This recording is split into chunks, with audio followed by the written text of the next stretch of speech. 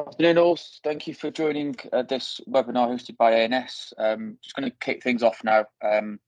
So I'd like to, just before I do actually, we will be, accept them. We will be recording the session. So if anyone has any objections, please just drop it in the chat. Just so everyone knows, we don't use the recording for anything that's external. It's purely for our own internal research purposes.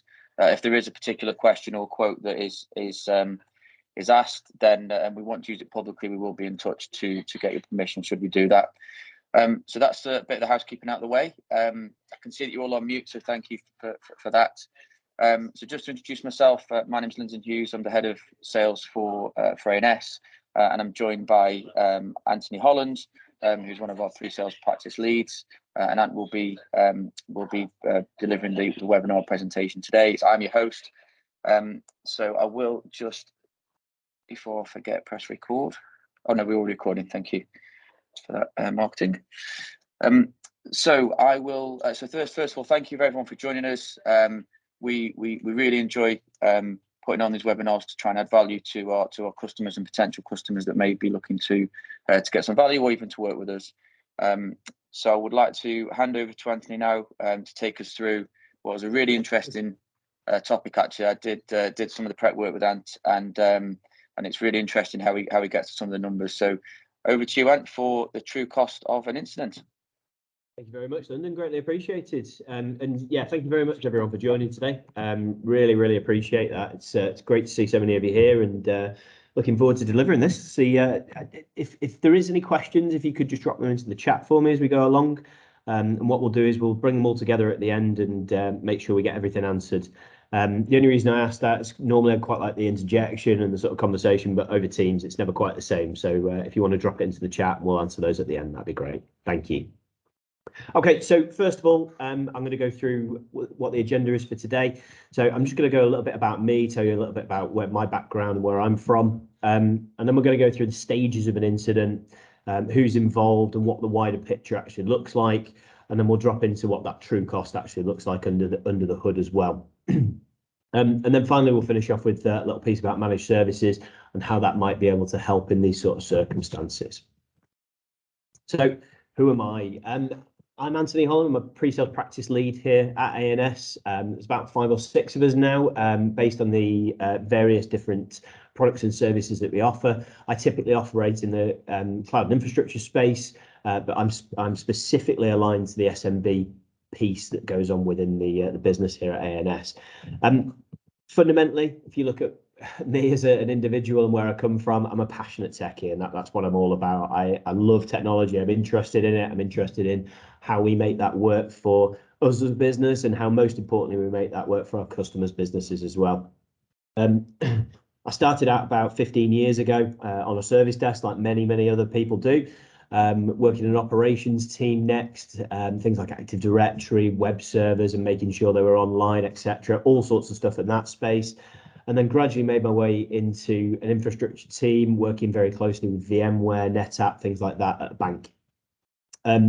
I then left there and joined ANS as a solution architect. And over the last 5 years, I progressed into pre-sales practice lead role.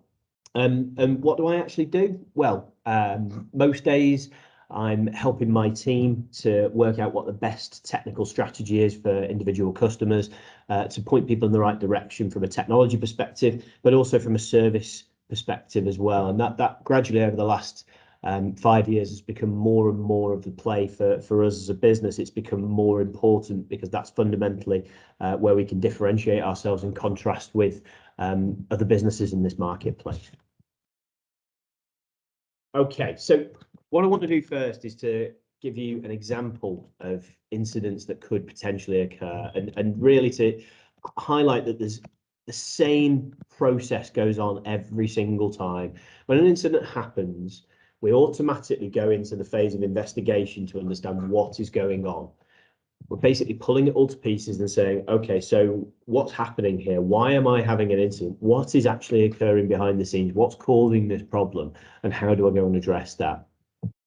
Now, if that continues and we're not able to address it quickly, which is typically what we're talking about here, We then have to escalate that and make sure that we've got the senior management team, even the mid-management team as well, are involved and know what is going on, so that they're in a position to be able to communicate that out further. And that communication piece can go in a number of different ways, as we'll discuss. But basically, it could just be an internal communication to say this thing's offline, this is causing us a problem. We can't process the post, for example, or whatever it may be that goes on in your business, through to actually the whole website's down and we've got a major challenge on our hands, which is causing us to be unable to actually transact business at this stage. Communication wise, you obviously need to think about a much broader picture as well. Do we need to communicate that out to our customers? Do we need to communicate that out to our partners, or is it something that's internal? Modification wise, we need to be thinking about what changes we're going to make, how we're going to make those changes, and fundamentally whether there's something that is going to affect other parts of our business. And then finally, you've got your remediation piece and making sure that essentially this thing doesn't happen again. So pretty much every incident flows in this type of way. Obviously, depends on the magnitude, but in the majority, you're going to see a similar sort of approach to those incidents and a similar sort of outcome at the end around remediation. And then obviously making sure that things are closed off. So what I'll do is right now, I'm just going to zoom in a little bit closer to what each of these bullet points looks like and how those are addressed typically within a business. There's a lot of questioning here, but obviously the key is for you to be able to put yourself in the shoes of an incident occurring within your business and think, right, how do I behave in these sort of instances? So an incident occurs. First of all, you need to understand how you find out you've got a problem in the first place. What has made you realize that there's a problem? For many businesses, that's things like monitoring tools, for example. Monitoring tools are extremely powerful because they give you that information to say what's happened and also the information to say what's affected, because obviously you get that knock-on effect and you'll be able to see websites down, for example, or the booking systems down or whatever it may be. Who actually picks up that event as it occurs? And is that potentially different if it's during the day, during the night? Who's fundamentally responsible for picking that up and making sure that somebody's doing something about that? How do you actually decide whether or not we're in a position where it's impactful or not? So an incident to one person might be different to an incident to another person. Every incident is different, admittedly, but we also need to be thinking along the lines of, well, hold on, is that actually impactful enough that I need to be telling somebody that? I need to be escalating that? Big question, is there a process for it? And making sure that essentially any form of triage that's being done at this stage, people are following some form of process to make sure that they're ahead of the game, to make sure that they're in a position where they understand where they're at and what the next move needs to be to make sure everybody's covered on this. So the only other point to ask is, well, what happens if the engineer misses that alert? So if their engineer is responsible for something but then doesn't do it, or there's a problem with them carrying it out, what's the next step? So let's think about this from the perspective of investigation. So first step on any of this is always going to be that initial triage. So, right, an alert's gone off. It's 4 o'clock in the morning, let's say, for instance. Okay, so we've got an incident on our hands. Am I capable of actually fixing that? So let's say, for example, I'm the on-call engineer. They're then responsible for picking it up, investigating it, looking at it and saying, right, okay, am I capable of fixing this problem, or do I need to immediately escalate it out of there?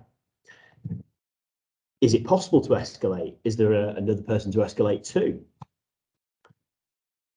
Do you apply any time limit to that as well? And I think that's always really important for most businesses to think, right, okay, so we don't want somebody to be stuck in this for an hour and a half on their own, pretending almost that they have the capability to resolve it. You want to get it off their plate as soon as possible, or at least get the word out that there is a problem that they can't necessarily resolve themselves, so that hopefully we'll be in a position where we can get other people engaged to this. How do you protect your technical teams from being diverted away from the root cause? And the story I often tell about this one is, I remember years ago being the technical resource on a major incident where we'd actually lost a complete data center in a bank, and I was the main lead technical resource at that point in time to handle this. Now, what I realized very quickly was that there was a lot of business people who wanted to know what was going on and when it was going to be resolved, understandably so. So what had happened was the approach was to basically take that pain point away from me, and we had a service management team to basically talk to those individuals and reduce the pressure on myself at that point as the technical resource, allowing me to get back onto handling that root cause rather than having to communicate about exactly what I was doing and how quickly things were going to be back up and working. Again, really important to think how you process flow this so that you're in a position where you can protect your members of staff who are actually trying to handle these things, but also to protect the business from those individuals from trying to fix something that they don't necessarily have a capability to do. Escalation wise, so where do you go next? Who do you take it to? Is there a more senior team member? Is there somebody else available within the business who's going to be able to help you?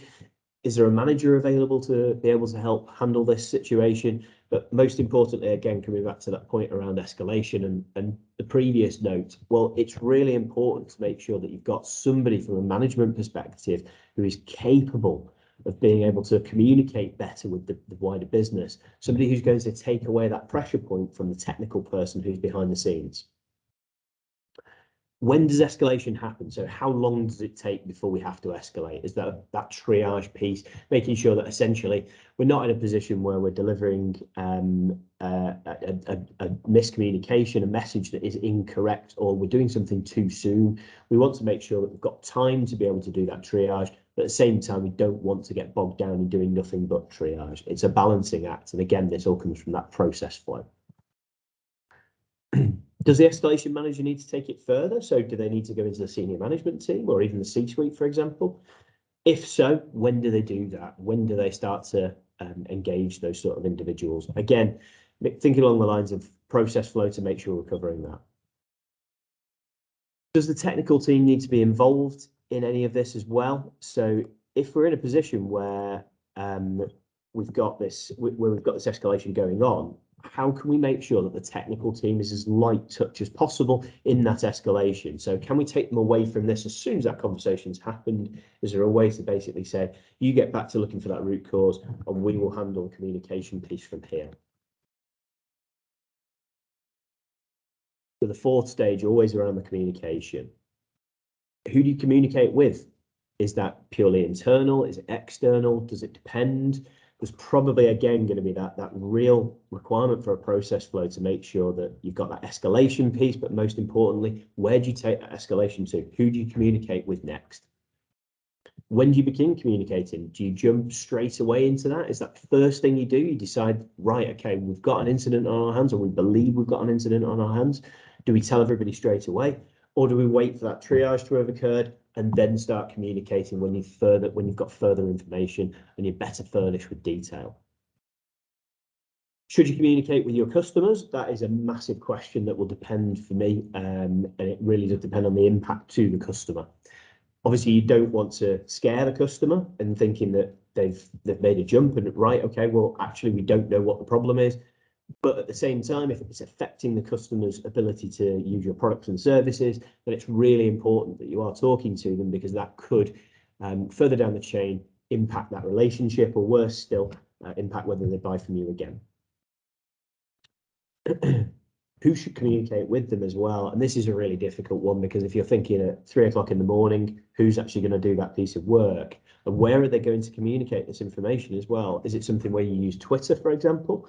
Or would you potentially look at using alternative technologies to be able to convey that? Is it an email job? Do you use a status page, for example, to advise customers of where you're at and your current status and your position?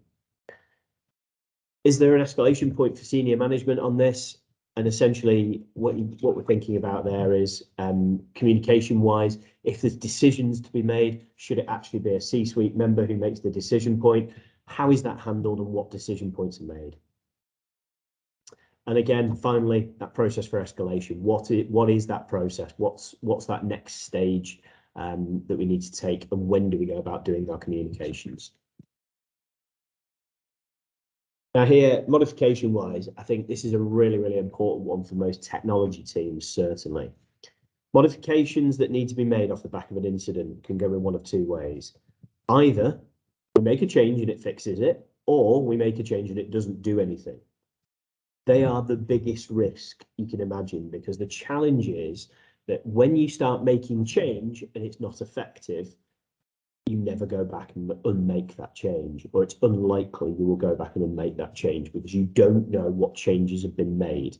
And the risk is that you're not planning how you go about making these modifications and essentially getting to a point where remediation occurs naturally with the right change management around it to cover your backs.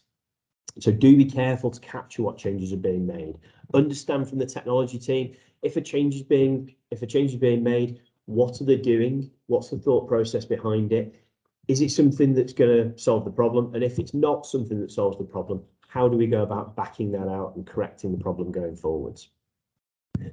Don't let techies get to the point where they're in this mindset of let's just try anything to remedy this. It's a real risk, this, because for obvious reasons in a business you want to get things up and running, you want to get things back and working, but the challenge is that it shouldn't be at any cost. It should be in a position where it's mediated, measured, and people are thinking about exactly what modifications they're making before they go ahead and do them.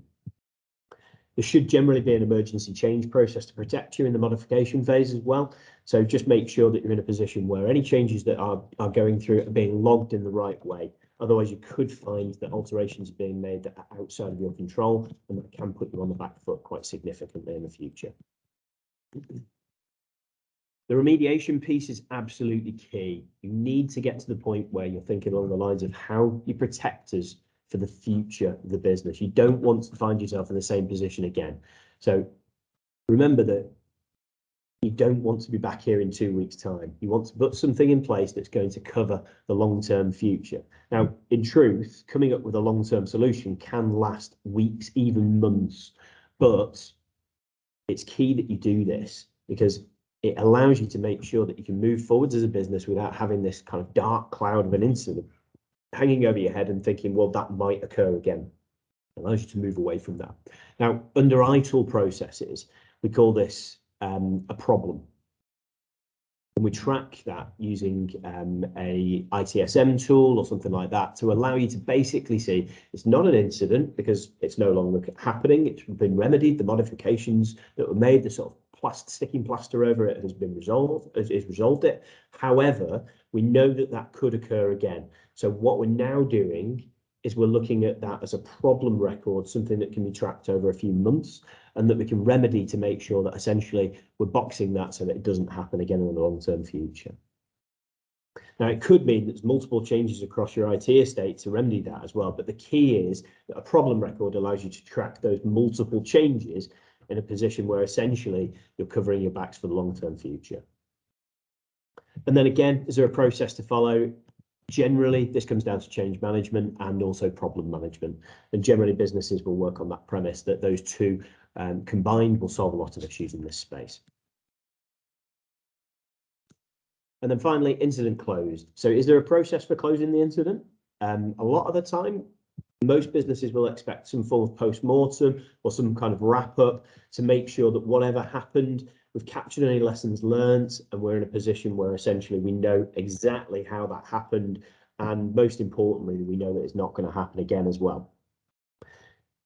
The lessons learned piece is also really key because throughout the process, you might find that there's things that get stuck that didn't work in the way that you wanted them to, or perhaps we didn't communicate in a way that was right for everybody involved.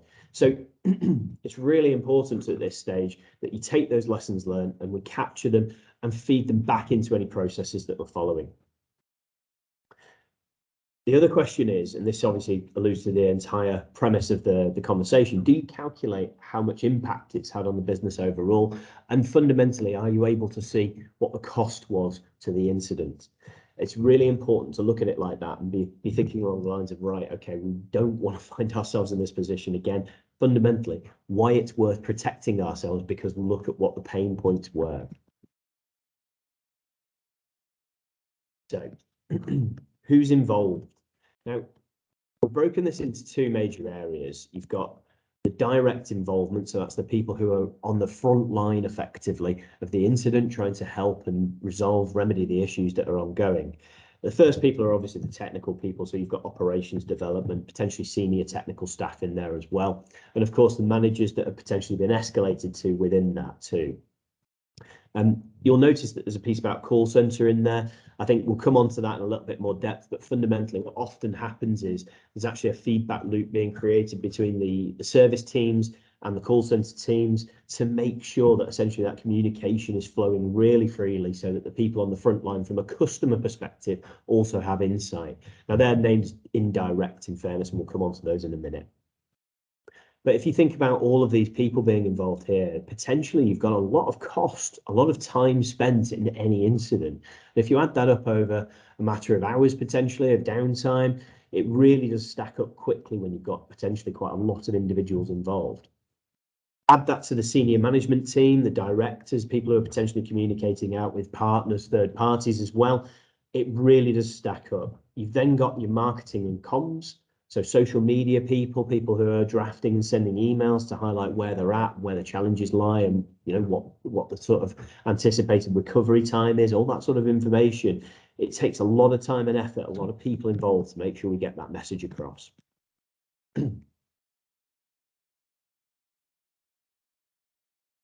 We've then got the indirect people. So these are the people who aren't necessarily directly working on the incident or affected by the incident, but they are the people who are potentially feeling a lot of the pain, in truth.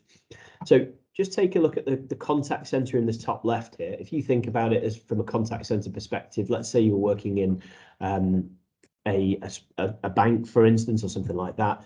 Can you imagine if you were unable to use your debit card, and how much pain that would potentially generate for the contact center, the amount of people that would be phoning up, trying to understand why they weren't able to spend the money and how they're able to combat those challenges? That's a hell of a lot of time spent, and not just today, that's potentially going to bleed into tomorrow, and so on and so forth. It depends on the length of the incident, as you can imagine, but just bear in mind the sort of depths that this can potentially go to beyond IT.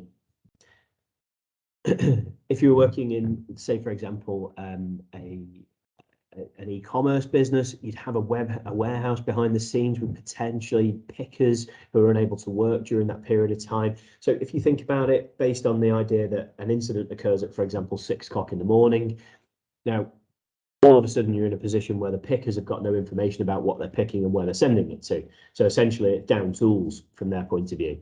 There's all of a sudden potentially 10, 15, hundreds even people sat in a warehouse unable to do anything. So the cost of the incident is ramping up at this stage quite significantly. They may even need to work overtime to help meet the demand because of that extra time that's been added to this. And all of a sudden you're in a position where that's hitting the business pretty hard. They're probably being paid time and a half, something like that, for that extra time that they need to work to catch up for the business. And all of this purely because you've got a couple of hours worth of downtime in the morning. So for instance, the website's gone down. We've been in a position where we've not been able to relay any transacted information to the warehouse. All of a sudden you've got that stack up of information that's then going to land at, say, 10 o'clock in the morning. And all of a sudden there's a load of extra work for those people to do. There's still only that many people. And most importantly, there's still only that many hours in a day. So the only way to combat that is potentially to work overtime or to push those into delays and leave people in a position where they don't receive their item on time. From a logistical perspective, think about it from the perspective of deliveries and the delays that we're going to put on the end customer. So it's probably the case that they're not going to see that order until maybe the following 24 hours. Everything will get knocked back effectively and puts you in a position where you've got this potential backlog. You think about that from the perspective of a small delivery company, maybe someone like Yodel even, who will be in a position where all of a sudden they're receiving a lot more parcels that day from that particular warehouse, and the pressure is on to deliver. You've then got third parties and partners, so that could be anyone. It obviously depends on the business that you operate in, but just bear in mind that there's a good chance that these people have a fairly significant knock-on effect as well. So what does the wider picture look like when you take a step back here? So we've got the immediate loss of income. Not everyone is going to come back, unfortunately, which is a really sad moment. But the truth is, if I'm going to a website and that website's down, I'm going to think that maybe that website doesn't exist anymore, or there's some kind of problem with it, which I now think, well, maybe can I trust that website again? Do I want to go back to them? You've got to think how sticky the product is as well. So if somebody's in contract, or you're providing a service and there's some kind of terms on it, then there's a good chance that, actually it's a relatively sticky service. But if this continuously happens, if it happens repeatedly, then people start to lose trust in you, and they potentially will start to look elsewhere for those same sort of services. Are they somehow tied in to protect you against that? On top of that, you've also got that initial, right, okay, well, I couldn't put my transaction through, so therefore I've gone somewhere else effectively. Obviously, you've got the reputational damage here. And as I said before, if this happens repeatedly, then reputationally, it's going to impact you quite significantly.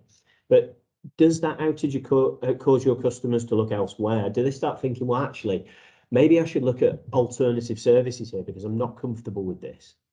And does it impact that future and potential customer who read about the incident? So, businesses who have repeated downtime and repeated incidents, over time, it becomes a major challenge for them. And it puts them in a position where essentially people will start to read about that. New customers will come to them and say, well, I've read about these outages. What are you doing to remedy them? How are you resolving them? How are you making sure that these things don't happen again effectively?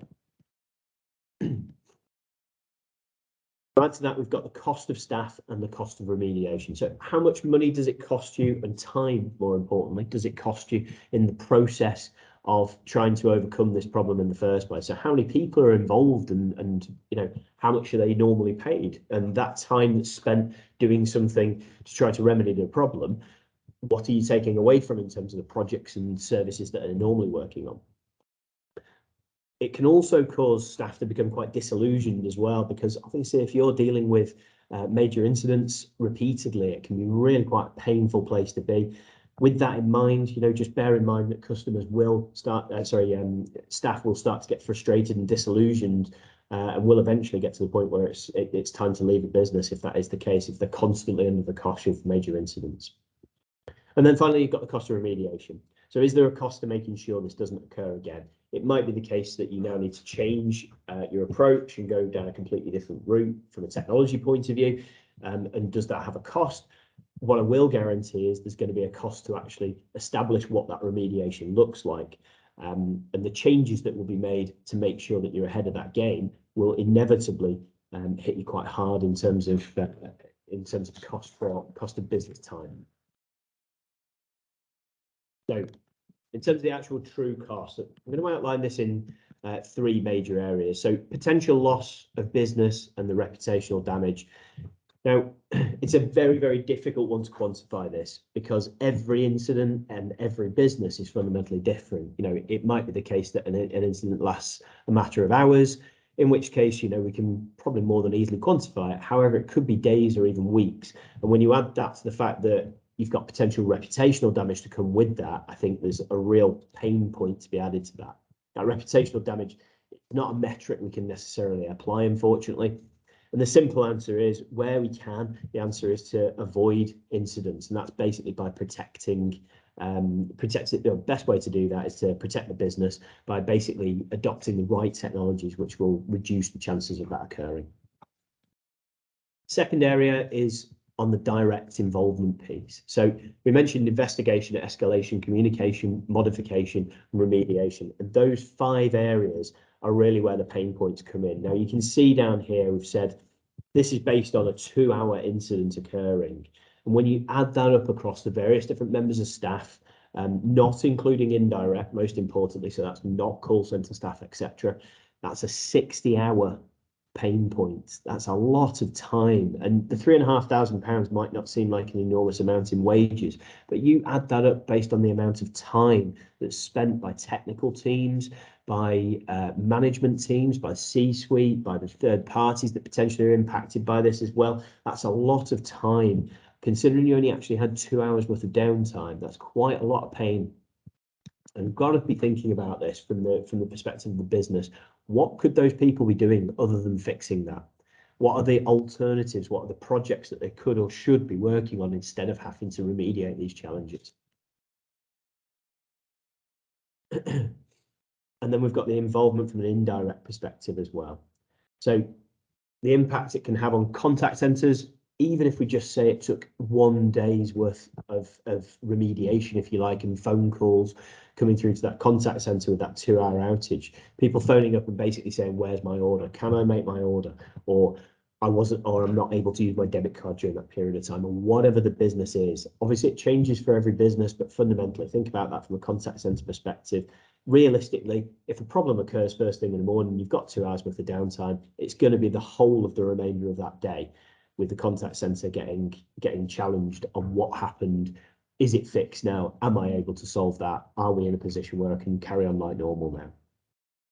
From a warehouse perspective, you take 2 hours of delays. You think about the overtime that could potentially incur. If you take into account that you've got potentially, say there's 10 pickers working in the warehouse and there's 2 hours of delays, they've all rolled into work at 6 o'clock in the morning and weren't able to do a single thing until 8 a.m. That's 20 hours of lost work. That's a massive chunk of work. It's enormous, and don't even take into account the cost of the business at that stage. Purely the amount of hours that have been wasted with pickers sat there waiting in a break room, having a cup of coffee, waiting for an incident to resolve. Logistically, obviously, you've then got the missed delivery windows and the potential poor customer feedback that comes off that. It obviously depends again on the business type that we're talking about here. So, big question that came into my mind was when we were looking through this, how could managed services potentially help with this? And I think the main thing to highlight is that we can't stop incidents from occurring. We're not in a place where we're able to completely prevent them from happening. What we do is to help when they do occur and put ourselves in a position where we are fundamentally trying to help you get ahead of the game. So think about this from a managed service perspective. So ANS, for example, we operate as an extension to your team. So we're not purely here to just resolve incidents as and when they come in, but we're also here to help you make the right decision points and essentially kind of lead the way forwards from a cloud perspective or a service perspective where we possibly can. So we'll work with you guys to help you get over the line. It's not just a case of, well, that's our problem, that's your problem. We'll work with you. We'll work together to essentially make sure that you get back online. We have over 300 technical staff here at ANS. So it gives you an indication as to the sort of pool of resource that you'll be able to pull from. Having worked in small businesses in the past myself, I did notice that it was quite difficult as a techie because you found yourself in a position where essentially you get stuck in a world where you only ever heard your own voices amongst the other technical members of your team. However, working in a business where you've got 300 other technical staff, it gives you the value to be able to draw in from that skill set. And working with MSPs in the past in small businesses, it gave us the advantage of being able to dip into that resource set as and when it was necessary, especially during incidents.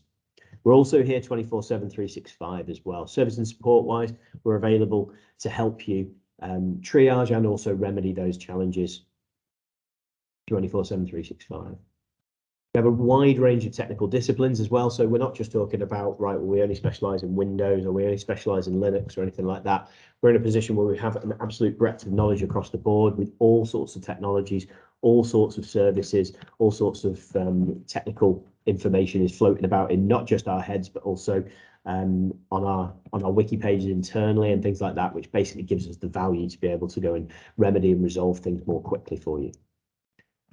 We're also we also offer tools rolled into the service as well. So for example, we use Logic Monitor and Cloud Health out of the box for most of our cloud services to basically make sure that you're in a position where you've got that information about where your platform and product is up to on day one. And most importantly, we can use that information to help to remedy those incidents in the event that they do occur.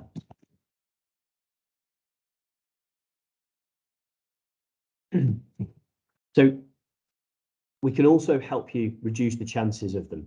And I think this is really kind of very important in terms of how we go about doing this. So within our services, we offer kind of a couple of different major tiers. The first one is the help and guidance side of things. So what that means is essentially our customers have the ability to give us a call and for us to then be able to make recommendations about changes that they're planning to make to the platform.